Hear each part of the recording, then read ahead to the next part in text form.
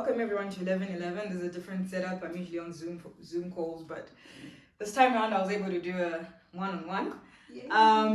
For those who don't know my guest, Colleen, please let them know who you are.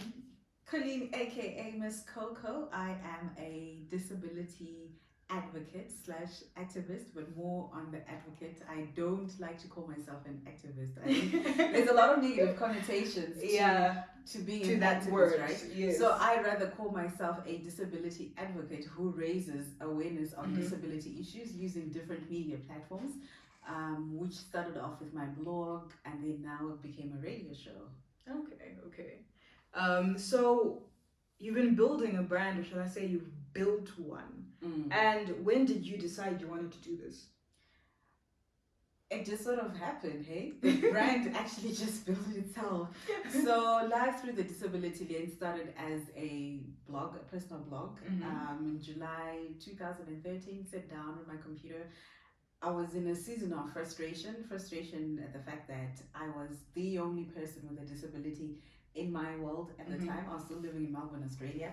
So you can imagine, even going in disability spaces, I would have been the only black person in those spaces, right?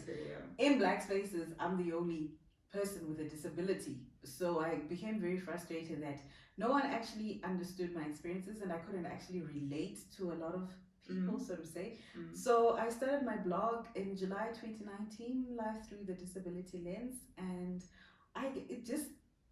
it became a brand on its own. And people told me it became a brand, but I never had any actual intentions of building it or the blog becoming a brand. It was just my personal space, my safe space to really just be honest about my life. And because up until this point, I had this way of talking about my experiences as, oh, it was positive, being disabled is nice, it's positive. But I guess I woke up one day and realized, actually, no, it's actually very hard. Like, no. And people need to know that it's not easy. It's not easy. I think because I was growing up, I was always told that, oh, you're so strong, you're inspirational. But I got to 25, I was like, wait, hang on, like, where has the strength taken me? Where has me being inspirational to people taken me? So that's how Life Through the Disability Lens started. And December 2019, I was interviewed on Off the Menu by Miss Rutendo Denise.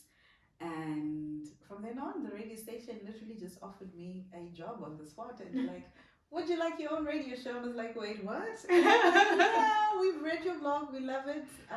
So yeah, starting in January 2020, you'll have your own radio show. And that's how the blog became a radio show.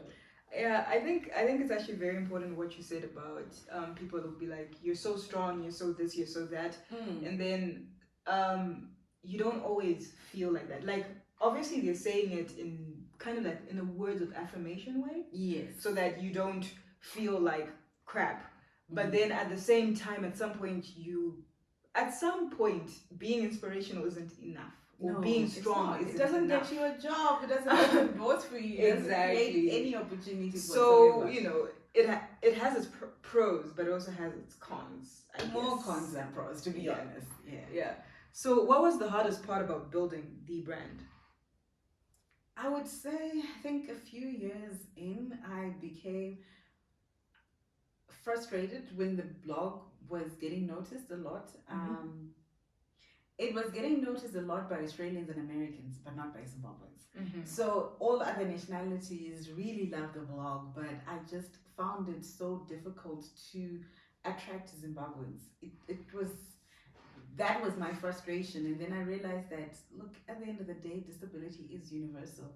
Just because Zimbabweans don't read the blogs, Zimbabweans don't talk about disability issues, does not necessarily mean that I should only target Zimbabweans. So my blogging then changed from sharing about my experiences as a Zimbabwean to sharing my experiences just as a person with a disability.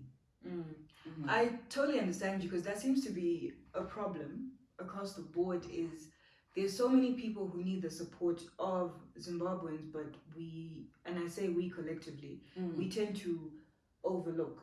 Like, we just tend to be like, this doesn't, like, we wait until something is viral in order to support it, and that's not actually a good thing. Because if we actually supported our people before they went viral, so many changes, so many good and positive changes could happen for so many people that it would like have a ripple effect. But then people have this thing of, we only know these bloggers, so these are the ones we listen to. We only know these artists, so these are the ones we listen to. We only know these designers, so these are the ones we go to. But there are other people whose stories are just as valid. But on that though, I would rather have genuine organic support than someone supporting just because you're a fellow countryman. Yeah. Which is why I have always advocated for organic growth, because somebody is actually following you or is a fan of your work because of you, as opposed to if somebody starts following you because of looks, status, money or something. It's not. That's where you find those trolls just under your comments, and they're like, how did you end up here? I didn't even call you. Exactly. And just to give an example about that genuine organic growth, in March 2016 or something, I get an email from a lady I did not know. She's like, hey, I think she was at the time the editor, one of the founders of, well, it was a magazine called Zimbabwe magazine, right? And they're like, yeah, we love your blog, we've come across it, we really want to feature you in the first ever edition of the Zimbabwe magazine under the section Ones to Watch. This was in 2016. I was like, wait, what? Me? Of all people?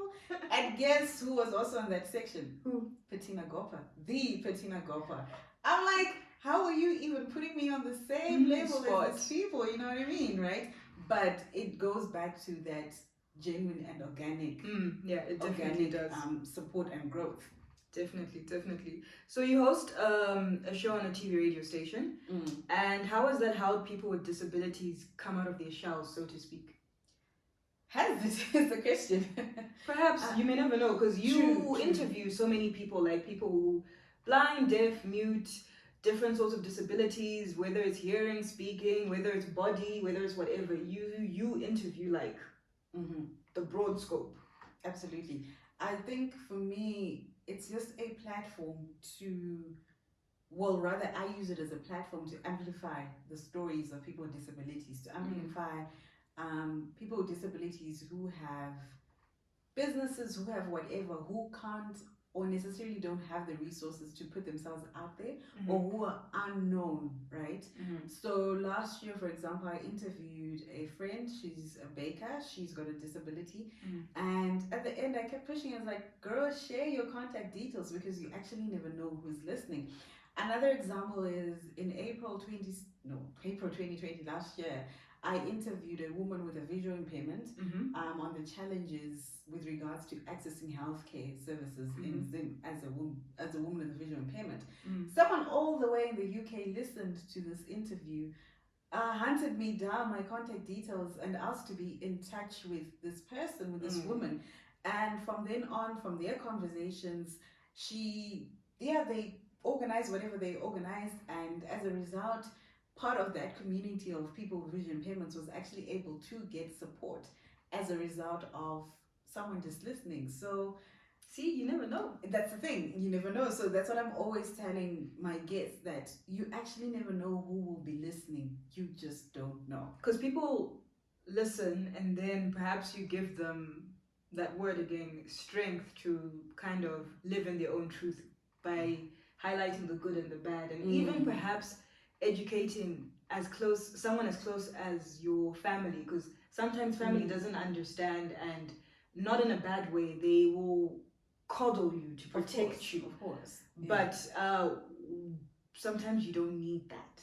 Sometimes you just need them to know that, listen, this is it, exactly. And this is how you can help me. Exactly. So definitely, you never know who's listening, and you never know who is inspired. Exactly. Not that I'm aiming for inspiration, I'm really aiming for solutions rather than inspiration, because like we said, inspiration does not open any opportunities. Inspiration does not create jobs for people with disabilities. But someone may be inspired to create an opportunity for a particular disability that calls to them. Fair enough. Like the person from the UK was inspired to help. Good point. Yeah. Good point. So in that respect, it works. But I actually think you're kind of also helping open the door. Because there are many things we actually don't know about. And it's something I've said that I think people need to start learning about people with disabilities as kids. Like as kids, yes. where it needs to be part of the curriculum. Yeah, even something like sign language, it needs to be part of the curriculum. Because imagine someone who's coming from another town and you're trying to talk to people, but out of everybody in town, there's no one who knows even basic sign language to help you out and be like, okay, go over Well, there. sign language is part of one of the 16 official languages, so why is it not being taught from a young age? See, so many questions, Zimbabwe, so many questions. How do you recharge after a heavy interview? Because I know that some of them are a bit, they're not roses. I think last week, well, not last week, because the one that I did on the sexual reproductive health rights of women with disabilities, that was quite heavy. It stayed with me it lingered for a few hours, and I sort of just had to sit with those feelings because really there was nothing I could do. I think to date that's been my hardest, most challenging interview. But on a whole, in general, most of the shows always end on a high note, to be honest. All right. Yeah, that I just had to sit with the feeling because really there was nothing that I could actually do with that feeling or because it was quite a heavy interview. I can imagine. The link to that will be in the description box below for anybody who may be inspired to help. The keyword is being to help. And what's a common misconception about people with disabilities that you come across, and how do you combat this? That we need help. That we need help, or where we need help, we're objects of pity, we're kids. Right? So, there's just this misconception that people with disabilities, regardless of where you are in the world, we need help, right?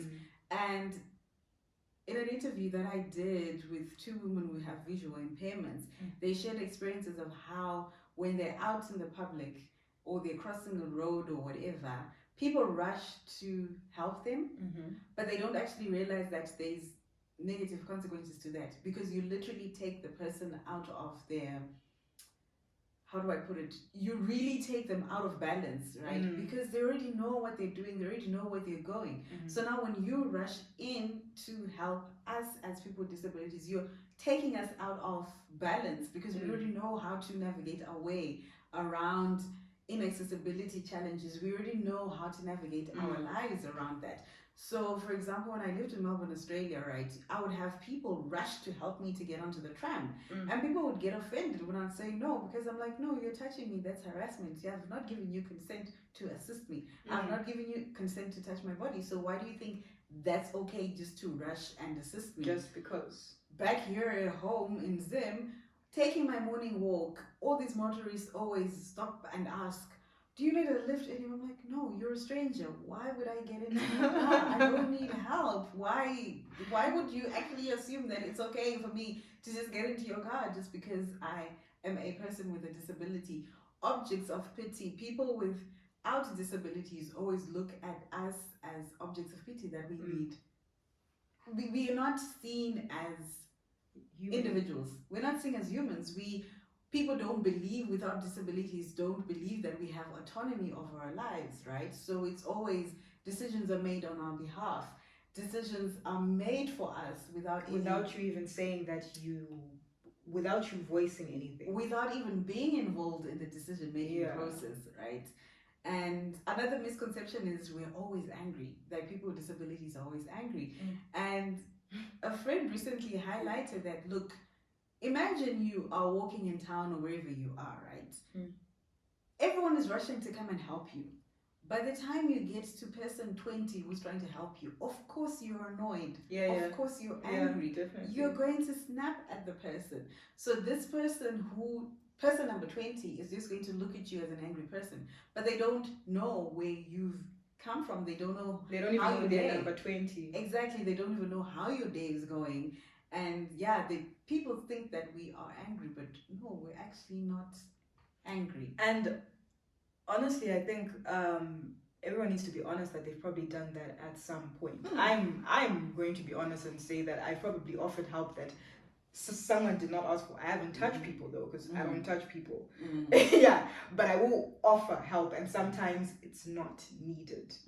Obviously, like you said, you know the routes that you move that are easier for you, because you've had the whole inaccessibility thing to deal with. And I do understand also that looking at someone with pity is not the best. No one likes it when someone looks at them with pity, whether you have a disability or not. It's not nice. So now imagine that someone's looking at you like that all day, every day, wherever you're moving around, and yeah, no wonder why you would get upset. I mean, it's just I would get upset the first time. I would get upset the first time. I mean, it's the same thing as being catcalled as a woman. Yeah. By the time you get to man number 10 or 20 or whatever, you're upset, you're angry. You've already reached that because limit. It's ruining your day. Like, can I not just walk in peace, right? Yeah. No. So I hope everyone who's watching, this is educational for me as well, because she's corrected me many times prior to this interview. It's a learning process. So what do you think needs to be done so that we're more educated about the struggles people with disabilities go through? Number one, people without disabilities need to be open.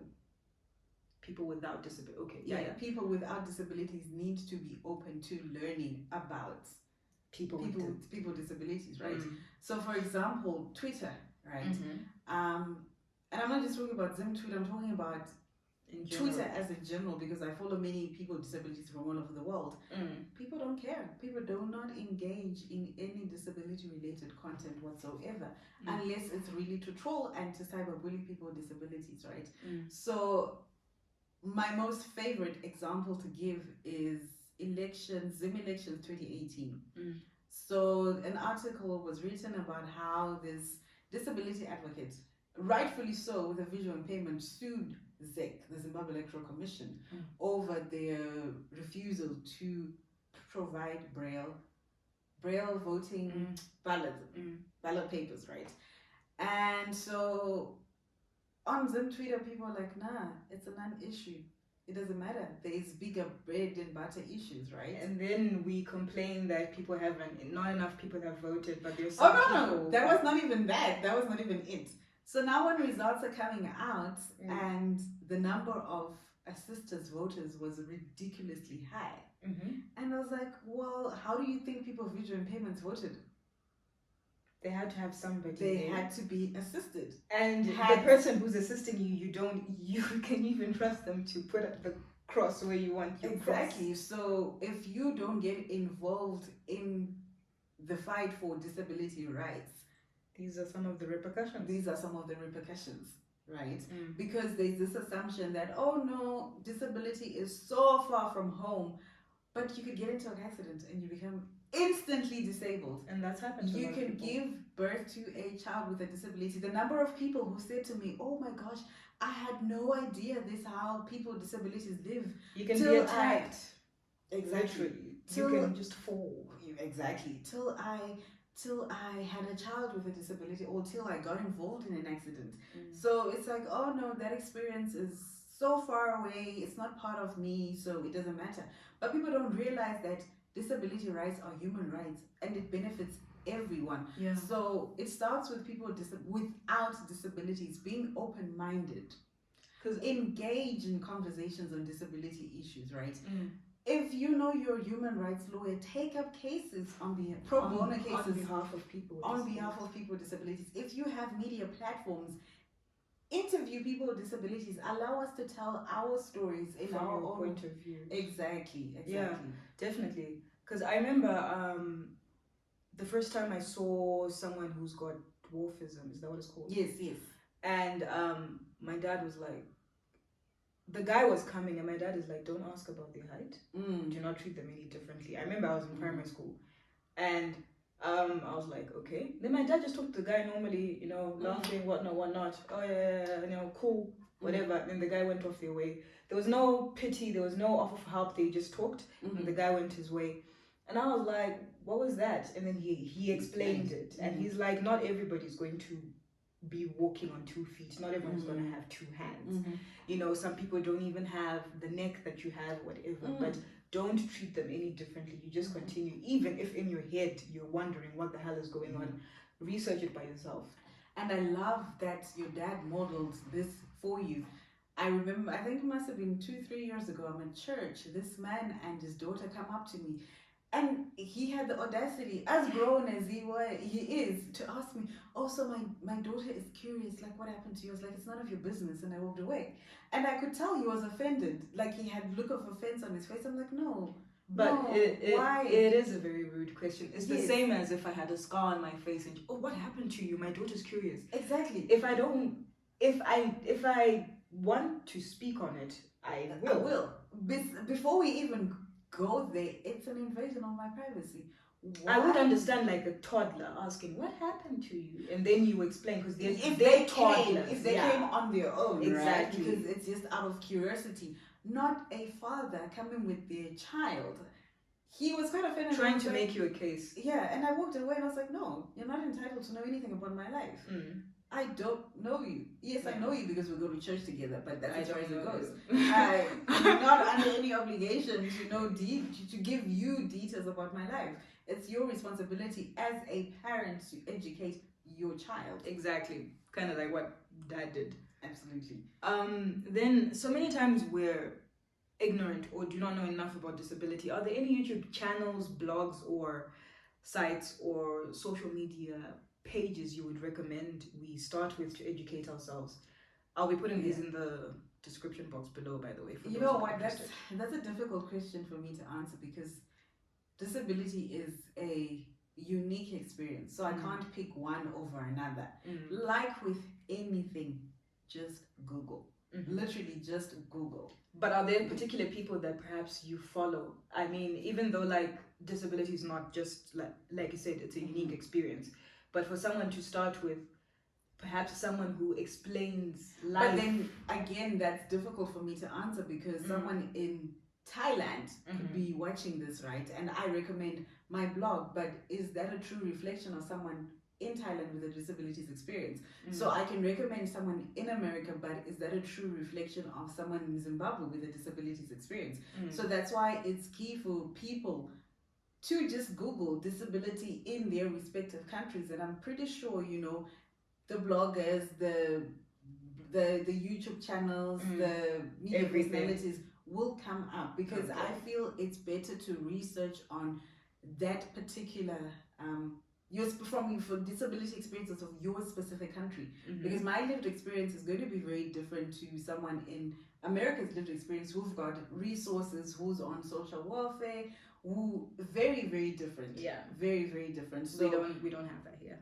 In Zimbabwe. Exactly. So for an example would be, I've got a friend in South Africa. She has a disability. She drives a Mercedes-Benz, right? So someone could look at that and be like, "Oh, okay, so everyone with a disability is doing well because, you know, she drives a Mercedes-Benz." But meanwhile, that could not be a true reflection of the experiences of people with disabilities in that particular person who's researching this country. So it's always important to Google disability in your specific country. You heard that. How can people help in making things easier for people with disabilities? Like, many times we take basic acts for granted, you know, like we take a lot for granted, actually, if you think about it in general, without realizing other people's struggles. It would start with getting involved. It would literally start with getting involved. If you offer services, offer your services for free, right? Start by getting involved. Look at the legislation in your specific country. Does it cater for people with disabilities? Where is it lacking, right? Come together, work alongside with people with disabilities. Find out from us what it is that we want. So for example, with accessibility, there's an assumption that as long as there's a wheelchair ramp, then a place is accessible. Actually, no, it's not. Because there are many different disabilities. Exactly. So it starts with speaking to us, engage us as people with disabilities. What do we want? What do we need? That's where it starts from. All right. And how can we make Zimbabwe or our society accessible to people with disabilities? Oh, again, it goes back, number one, to research. Research what is actual accessibility, right? Because there's this assumption that as long as there's a wheelchair ramp, then it's accessible. Everything's all good. No, it's not. So, for example, in the hospitality industry, with regards to hotels or particularly restaurants or cafes, right? Putting a wheelchair ramp does not mean you're accessible. It just simply means that a person with either a physical disability or one who uses a wheelchair can use that ramp. And even then, there is a certain angle at which the ramp needs to be built at, because it could be too steep, and people with wheelchairs and the wheelchairs are actually also different as well. Exactly, right. So, going back to the hospitality industry, are your menus in Braille? Can people with visual impairments order? Imagine you have a visual impairment, and every time you eat out, someone has to read out the menu to you. It's what's the word?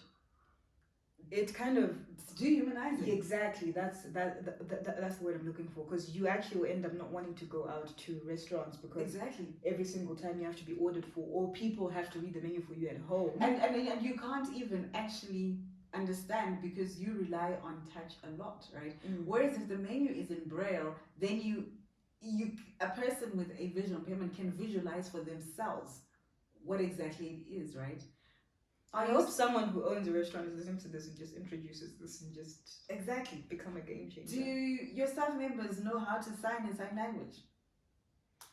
Which goes back to I really do think that basic sign language needed to actually be taught in school. And by basic, I mean that grade 1 to grade 7 stage where... Not even just from grade 1 to A level. Yeah. Definitely. But because of the country that we're in, I would put it at grade 7. Because no, you know why I say that? Because you actually lose it if you don't practice it, right? Yeah. Or Form 1 to Form 6, actually. Because some schools have different languages they put in that are not in the... But because it's one of the official languages, and because, you know, for so long, deaf people, right, have been discriminated against. Definitely. It has to be compulsory. I'm not saying it's the same, but it's kind of similar to the argument of Ndebele needs to be taught in school, which I actually really do think it needs to be taught in school from ECD level all the way up. Not even just the middle, all the official languages, right? All of them. Yes. But if we're saying that we have, when you Google, you see English, Shona, Ndebele. And yet it's only English and Shona. Yeah. You know? So at least if the ones you put on Google, at least put that and then add sign language. So that you... I think every country actually needs to do this. It's just inclusive, because like you said, you never know who you bump into. Exactly. And what if someone has a life and death situation and they really can't talk and they're trying to sign and they're telling people that I need help. Exactly. And yet none of us will know that they need help, and that's pretty scary actually. So still with that example, because like I said, just the accessibility covers so many things, right?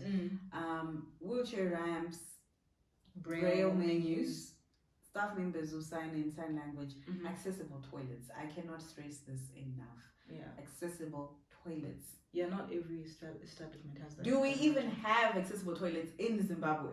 I've seen some that say yes, but I've never gone in there. So because obviously I'm not a person with a disability, so I'm not going to be using your bathroom. Yes. But I have, usually the door's closed, so I can't really say if it is accessible or not. Yeah. So that part I can't say if it's accessible, but I've seen them there. I just don't know if they are. Someone with a disability would probably have to tell me and be like, they say they're accessible, but they're not, or no, this place has, this place doesn't. But still, it needs to be in most establishments, so that every establishment. The herd immunity thing, it needs to be thingy, because imagine if you're by Eastgate and then you're being told the closest bathroom is by Rainbow Towers. And that's actually probably the reality, because Rainbow Towers, I know they do have an accessible toilet, but it's so further down the cubicles, right? And I think Mikos has as well, but still, it shouldn't just be the two hotels. Like it needs to be other places. Exactly. And elevators, do they have Braille writing on the elevators? So how do people with visual impairments go up and down elevators? If they're not voice activated, or if there's no Braille writing, right? And even in terms of emergency exit procedures. Do they encompass people with disabilities as well? Exactly. Definitely. I think I've only ever seen a few elevators with Braille. I actually think I've only seen 2 or 3. I don't even remember where I saw them, actually. Mm-hmm. But I remember I've only actually seen 2 or 3 in town. Then on a personal level, our houses are very inaccessible to people with disabilities. Do you know how narrow the passages or hallways are in Zim? Do you know how narrow our doors are? Wheelchairs don't fit. You see, this is something I would never think about, by the way, and I'm being honest. This is something I've never Yeah, our doors are very narrow. Wheelchairs do not fit through our doors. Wheelchairs do not fit in our houses. Our bathrooms are inaccessible. So imagine a scenario where out in the high density areas where the toilets are outside and there's a shower. There are no rails. Not even there are no rails, there's nothing. So how does a person with a disability actually bath or shower, right? Going if you're looking into the city and not just high density areas, rural areas, it's their toilets. Yeah. That's actually what I thought of the moment you started thinking. And on the other side, a lot of our homes have bathtubs. How do people with disabilities actually get in and get out? Yeah. Yeah, it's definitely a lot to think about. Absolutely. A lot. And this is the last question. If someone wants to donate towards a cause or NGO for people with disabilities, which causes or NGOs would you recommend, or which you've heard that actually have helped, that have tried? Even if it's just visual impairment, whatever, like, because I know some just focus on a certain disability, but perhaps there's someone with that disability who is seeking help, or someone who wants to donate, perhaps. Sure. It's hard for me to recommend a specific organization because there's so many organizations out there, right? So I would say for example, people who do sanitary pad drives. Are you including girls and women with disabilities in those drives, right? Because you can't just be donating to girls and women without disabilities, right? So for example, back in 2019, I identified 2 schools in our area, right? Daniko Secondary School and Deaf Trust Zimbabwe. I approached them, I sat down with both schools, and I asked what they needed, what the schools needed, right? Yeah. And the matron at Daniko Secondary School said, look, our girls with disabilities really struggle with sanitary pads. Most of them come from very poor backgrounds, so they're lacking in that. So reached out to my people, we fundraised, we managed to buy sanitary pads for the girls, right? When it was time for them to write exams, I then asked the social worker, what do they need? Our kids hardly even have pens to write, right? So Deaf Trust Zimbabwe, the boarding students also coming from poor backgrounds, they didn't have toiletries, managed to fundraise toiletries for a term. So I would say go directly to the people, to the organizations, ask the people with disabilities what they need. And then supply that need. And supply that need. So for example, you might look at a person with a disability and think, oh, they actually need a food hamper. Meanwhile, what they want is a job. Meanwhile, what they want is someone to type out a CV for them. Meanwhile, what they want is transportation from point A to point B. So it's an assumption. So for example, with people with disabilities who are vendors, right? They're vending not because they want to vend. Because they need money. Because they need jobs. Trust me, there is not a single person with a disability on this planet who wants to be given stuff, who wants to be a charity case. We want to be empowered. You want to have you want to have what everybody else has. Exactly. That's it. Yeah. That's exactly it. So I would say, speak to the people with disabilities. Ask them, what do they actually need? Because my needs are very different to the next person who has a disability's needs, right?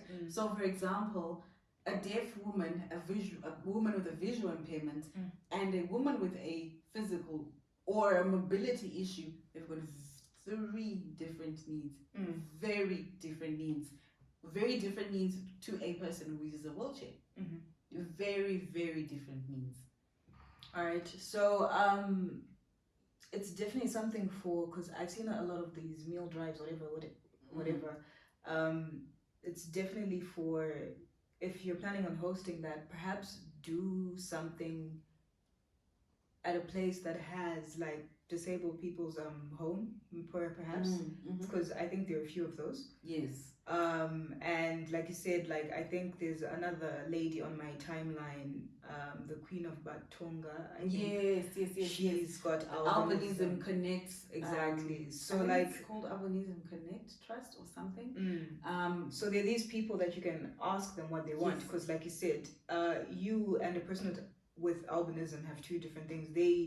They have their needs that they need to protect their skin and everything. Absolutely. And yeah, it's definitely something that needs to be sorted. Because I can't, in the same breath, if I see you on the streets, I can't assume what you want. I can't assume what you need, right?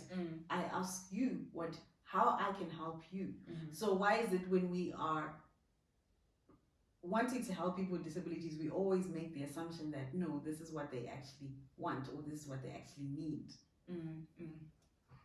Well, this has been an enlightening talk, and I hope that everybody who's watching, if you can't donate to anything, the next best thing is to share. Absolutely. Just that, because out of all your followers on whatever platform you decide to share on, there may be someone who actually is touched by the plight of a certain disability that's out there and want to donate, and that goes a long way, regardless of what you choose, what cause you choose. It goes a long way into helping people with disabilities become independent, which is basically all they want. Absolutely. And what they deserve, basic human rights as well.